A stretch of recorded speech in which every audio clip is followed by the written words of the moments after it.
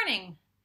Do not attempt a drinking game where you drink every time I say Sabrina the Teenage Witch. I tried it, and I was nearly hospitalized.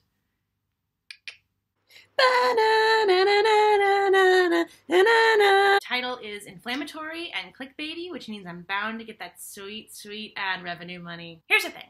When I decided to make YouTube videos, it was because I was tired of never getting to talk about happy things. With the current political climate, the emphasis on most of our fiction being on alternately sad, gruesome things, and the general dark place the world is in, I wanted to spend a little more time every once in a while talking about and focusing on things that bring me joy, like Star Wars and romance novels, or Star Wars, or MTV's Catfish, even though Neve Schulman is now canceled, or Star Wars, or Han Solo, or over-the-top fanfiction, or theme parks, or Anakin Skywalker, or musicals, or Star Wars, or Bob's Burgers, or Star Wars, or Star Wars. I think it's important to put joy out into the world, especially on the internet. So when I started this channel, I decided I would only talk about things that make me happy. It's why I didn't do a Jurassic World video. It did not make me happy. It's part of the reason that I still have not done the Jazzland New Orleans video, because it makes me sad, and I have to do it in little chunks so I don't get too sad. The mission statement of Cold Takes is basically this: pop culture should make you happy, and so should Cold Takes. And it's for this reason that I recently downloaded every single piece of Sabrina the Teenage Witch content that I could get my hands on.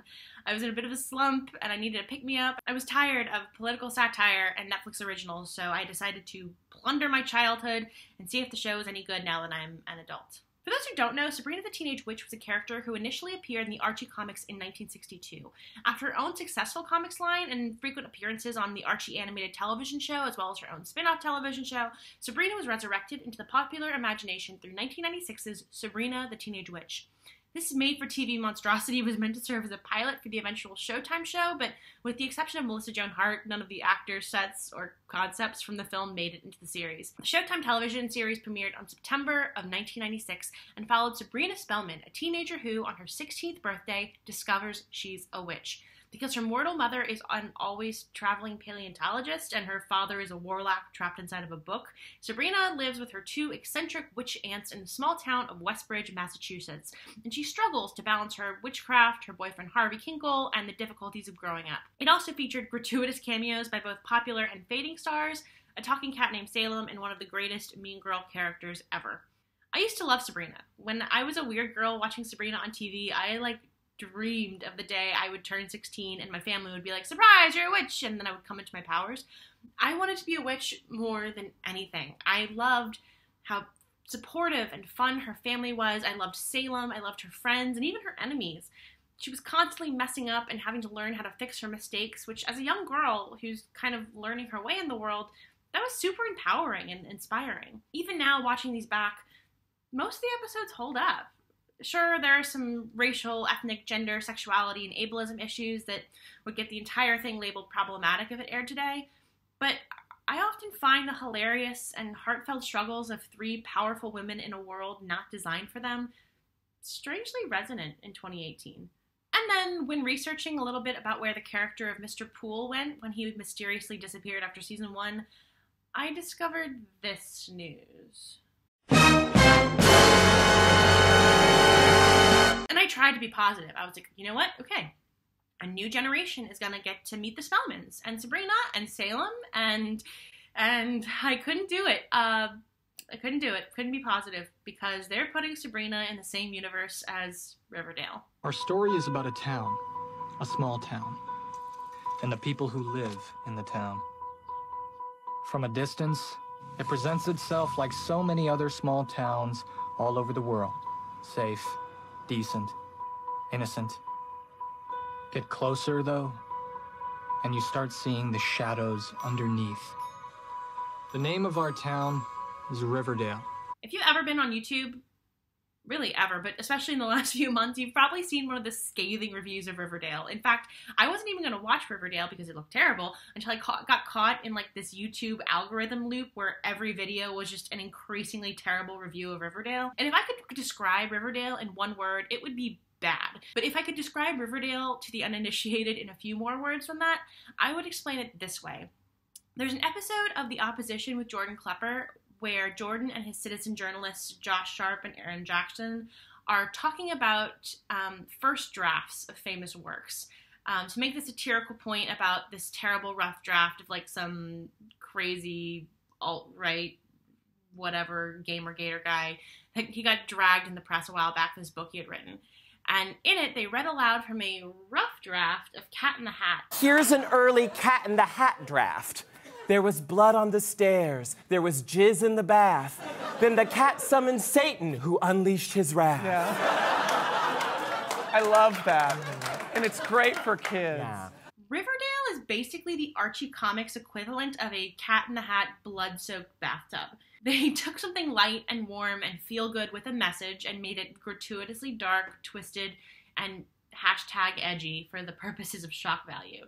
And it is strictly for the purposes of shock value. While some shows like 13 Reasons Why purport that their #edgy storylines are for the purposes of starting a conversation, Riverdale is a bad Friday night teen sex horror story soup with no redeeming artistic value or even attempts at displaying a meaningful perspective on any of the issues it brings up, like sexual assault, sexuality, race, mental health, to name just a few. When you consider that Archie Comics were initially made to profit off of and mirror the success of the Andy Hardy films, a series of moralistic, coming-of-age, small-town adventure films about an all-American boy produced by MGM that gave actors like Mickey Rooney, Judy Garland, and Lana Turner their start, this just feels like a deliberate portrayal of Archie Comics' original intent. Which is fine. I mean, I'm not saying that trope subversion is a bad thing, and I guess maybe it's naive of me to think that a show full of fully dressed teenagers having wacky and occasionally moral-driven adventures has a place in today's television landscape. The problem with subverting such a deep-seated tone like this one, though, is that it means the audience expects to get something out of it. We expect to narratively profit off of the distinct shift in some way. Like, okay, you're giving me something different, to what end? But Riverdale gives us none of that. It replaces the joy, honesty, and teenage conflict with darkness, angst, and poorly portrayed sexual conflicts, but to seemingly no end. Not to mention the fact that when they write songfic, it gets put on TV, but when I write songfic, everyone on FFnet calls me a no-talent hack. Mostly, when I watch Riverdale, I'm consumed by a sense of hopeless emptiness and isolation. And that's why I worry about Sabrina. Of course, the Riverdale series and the chilling adventures of Sabrina Spellman, which is what they're calling the new series, aren't actually based on the old comics, but a new set of rebooted Archie comics with dark themes and art styles and storylines. And I hate it, burn it with fire. And the news coming out about the chilling adventures don't have me terribly excited. Where earlier versions of Sabrina show her as a plucky teenager who happens to be a witch, this version of Sabrina is described as a sorceress coming into her dark powers. They're throwing around culty words like the Church of Night and devout to the Dark Lord, and I'm already exhausted. Anyway, after I found out about this Riverdale news, I went back and revisited some of my favorite Sabrina the Teenage Witch episodes, and I did a little thought experiment. How would this episode play in the Riverdale universe? And to that end, would it be a bad thing? The 6th episode of Season 2 of Sabrina the Teenage Witch is entitled Sabrina the Teenage Boy. In this episode, Sabrina and her new friend Valerie attempt to hang out with the guys because Harvey is spending all of his time hanging out with them at the garage. Valerie says, "Let's face it, we've been ditched by loud things that go fast," which makes Sabrina wonder what guys talk about when girls aren't around. This is the episode's main crux and the impetus for the rest of the episode's action. When their attempt to hang out with the guys doesn't work out so well, Sabrina asks Salem, her male cat, what boys talk about. But getting no satisfactory answer from him, she asks her aunt if there's any magical solution to her question. Aunt Hilda, who has been harassed for a second date by Sabrina's vice principal, says that to understand men, one has to be accepted by man, which can't be done unless you could try to turn yourself into a boy spell. Which Sabrina does in order to get closer to Harvey and understand him, and which Hilda does in order to scare off the vice principal who wants to date her. As Sabrina and Harvey are on a break, Sabrina, as Jack, asks her friend Valerie out on a date to keep Harvey from asking Valerie out. And when Valerie and Harvey do end up going on a date, she goes out with her enemy so she can spy on them while still seeming cool. I know this is a lot. It's very sitcom and very convoluted, but I think you can see where I'm going with this. In Sabrina the Teenage Witch, this episode is ultimately a mix of unfunny gender stereotypes and some truly insightful commentary on gender in-group, out-group mentality. For example, when Sabrina suggests, as Sabrina, that the alternator in the car might need to be checked, the men reply in unison that it isn't the alternator. But when she suggests it as Jack, her correct suggestion is instantly accepted and the car is ultimately fixed. If Riverdale is any indication, an episode where Sabrina turns herself into a boy would have a gratuitous scene in the mirror where she examines her male body. She'd definitely have sex with at least one of the girls she goes on a date with. One of them would probably get pregnant with Jack's baby, and then that baby would be the spawn of Satan, and she'd probably have to hear Harvey talk to Jack about how bad she was at sex, and oh my god, why did I start thinking about this? Why? Oh, and Aunt Hilda would probably use her male disguise to, sodomize and sacrifice the principal to the Dark Lord in the Church of High Darkness or whatever they're messed up in. At this point, I would like to remind you that we have traded Penn Jillette as a funny ex-boyfriend / game show host for the Church of the Night. Why? Of course, I don't know that any of this is true. This is like a 100% imagined episode based on nothing but the material shown in Riverdale and the comics upon which it is based, and the use of bloody pentagrams and all of the, comic material. I'm distressed by a show that literally doesn't exist yet.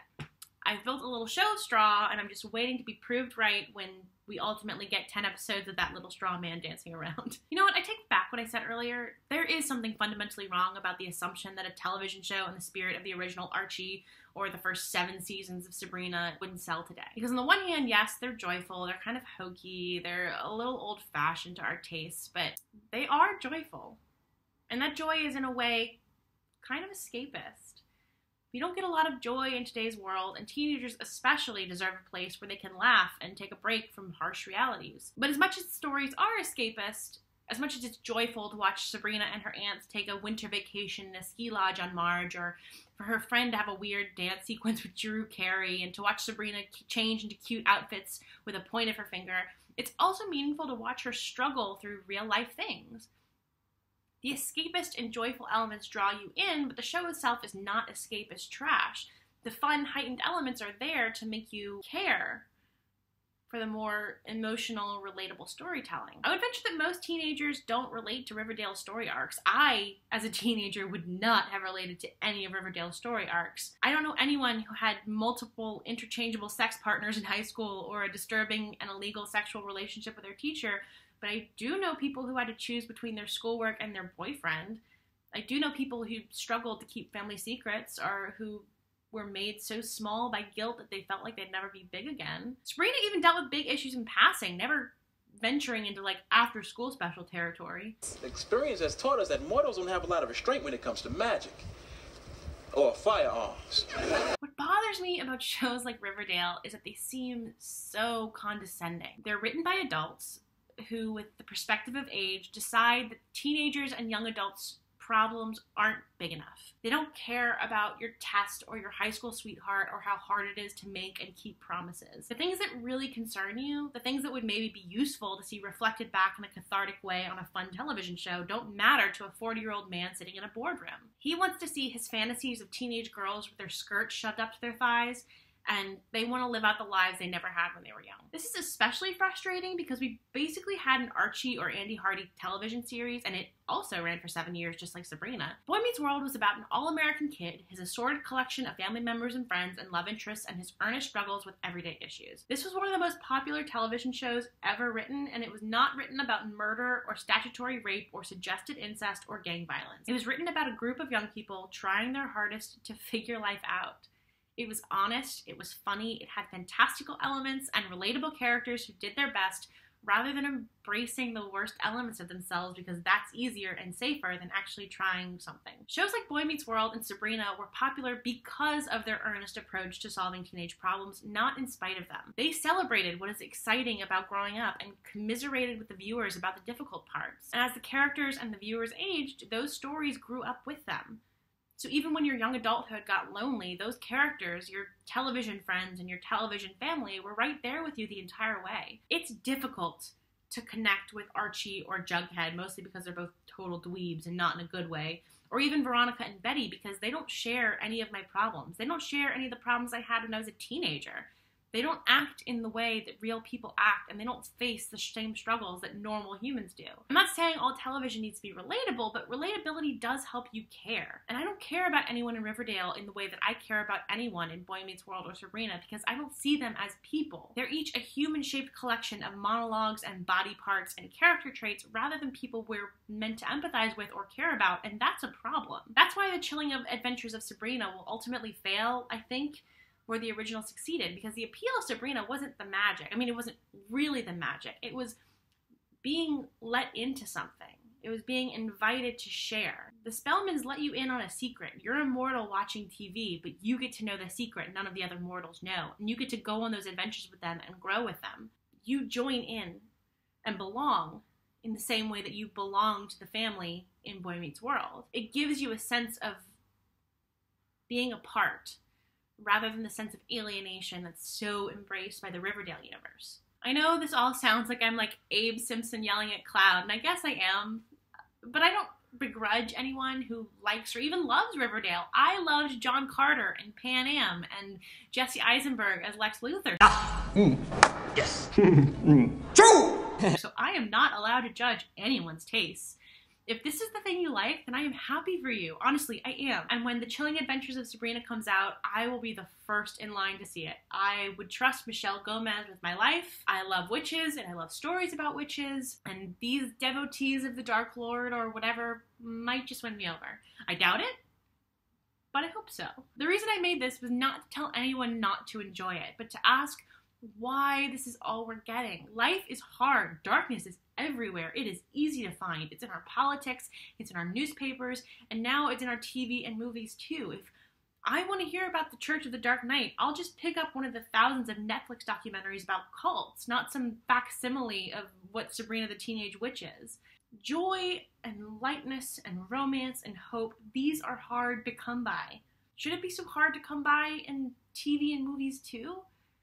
In our society, we relish cynicism and hardness, and we roll our eyes at genuine sentiment, but hope and light and joy aren't easy. They're difficult, and they're necessary for the endurance of the human spirit, and we need them now more than ever. And I know I started this video about decrying, talking about sad stuff, so now I will return to our usual programming by talking about all the things I love about Sabrina the Teenage Witch. Okay. I love Salem Saberhagen. I love Saberhagen as a last name, just, it's a small thing, but I do. I love that he is a cat because he tried to take over the world. Like, he's not a familiar, he's just a cat, a man who tried to take over the world and was put in the body of the cat. I love that the reason that he is in the Spellman house is because Hilda was a part of his revolution to take over the world, because she, like, really believed in him, and so she, like, has to take care of him through his, like, 100 years of punishment or whatever. I love the names Hilda and Zelda. They're just great witch names. I was going to name a character Zelda, but then in a witch story that I was writing, and I was like, nope, can't use it. It's already been used. It's too perfect. There's this great arc where, so Zelda is like a scientist, and she goes to this conference, and she like falls in love with this guy, or she like is interested in this guy, and she comes home, and she's like, oh, but I can't date him. He's too young. And then he shows up, and he's like in his 80s, which is hilarious because she's like 600 years old. It's great. I love that Zelda always wears crop tops. Also awesome. I love that before they had Sabrina in the house, they just had like a bunch of naked manservants, half-naked manservants who would just like give them massages and serve them dinner. And they were like, we have to be normal for Sabrina. It's like, amazing. I love Harvey Kinkle. I love that he is so dumb. He's just the dumbest. Oh my gosh, they have this one storyline where Hilda and Zelda say that the reason that they have accumulated so much wealth over time is that they just collect junk. And they're like, at some point, everything becomes valuable. So they just keep like mint condition lunch boxes and then sell it like from the 70s and then sell them back to like hipsters. It's great. It's so funny. I love Sabrina. I love that she messes up all the time. I love the kind of like moralistic tale of like, do your homework. And I'm like, oh, yes, I should do my homework. You're right. Even if I had magic, I'd have to do my homework. That's a great lesson. I love that Sabrina is cool, but she's in a uncool clique. Like, I would hang out with Sabrina. Sabrina's a cool gal, but she is definitely uncool. Like, she's in the uncool clique. And I like that kind of, like, twist on the trope of, like, you're either cool and you're in a cool clique, or you're uncool and you're in an uncool clique. Like, I like that kind of subversion of, like, cool people can be in bad cliques. Like, if you're not a cheerleader, then you're also cool. I like that. I think it's a fun, cool lesson to teach people. I needed it for sure when I was younger. I love Pendulette. He's so funny. And I love that he's Hilda's ex-boyfriend and he like hold it against her. It's so good. So good. I love that she has to get her magic license. Also awesome. I never got a driver's license. I still can't drive. I'm 23. But I love that she has to like study and practice, and I love her quiz master who like he just like is kind of lonely, so he'll like show up and be like, do a thing, and she's like, why? And he's like, I didn't have any plans tonight. I love her magic boot camp. That's a great episode. I love that Harvey gives her a little watch to celebrate what time that they met. Oh, Harvey, you dumb little lump. He's also bad at football. I love that he's a dumb jock who is bad at the sport that he is in. That's hilarious. Also, I love that somehow it's always fall. It's always either fall or Christmas. Like, Harvey's either playing football or it's Christmas, which means that it's always, like, they're just, like, in a time loop, I guess. Oh, I love that the witches make it snow when they're anxious about something. Like, it's not just like, oh, I want to school, the snow day, bloop. It's just, like, the weather's bad because the witches have something going on in the house. I love that Hilda, like, exacts revenge on every person who's ever wronged her. I love all the wordplay. Great wordplay. Like, oh, it smells sweet. Revenge. We're doing a revenge potion. I love that all their news from the other realm comes from the toaster. I love they have a linen closet that goes to the other realm. That's cool. I also love that it acts as like a secondary door. They'll get like traveling salesmen through their upstairs room, and it's like locked from the outside, but on the inside, but not the outside. It's very strange, but it's so good. I love their house. The architecture's great. I love all the costumes. Oh, the costumes in the show. That's why I wore velvet and a choker. Because, like, I wanted to feel like a 90s witch. Do I look like a 90s witch? Okay, I could go on forever. I've got to stop it. I've got to cut it off there. Hi everyone! Thank you so Bye. much for watching this magical video. I had a blast making it, so thanks for watching. I'm so excited because I have my first 3 patrons! So thank you to Kelly, Samuel, and JH for your amazing support. If you'd like to join my community over at Patreon for exclusive content, just click the link in the description. Any pledge will help these videos get better sound and video quality, so if you like what I do, join my community over there. So thanks so much, and see you next time for Cold Takes served ice cold.